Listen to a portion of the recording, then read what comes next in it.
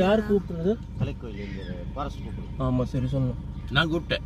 நல்லா வேலை அந்த பாய் கூப்பிட்டு நீ புரியுங்க എടുക്ക് മോളെ. ഇത് കടിക്ക പുലിയല്ലേ പുള്ളിപ്പുലിയല്ലേ? ഇവിടെ എവിടാണ്? ഏത് ചെക്ക് പോസ്റ്റ്?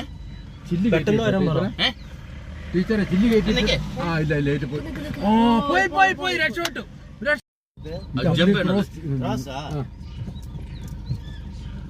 யார் கூப்பிடுறது?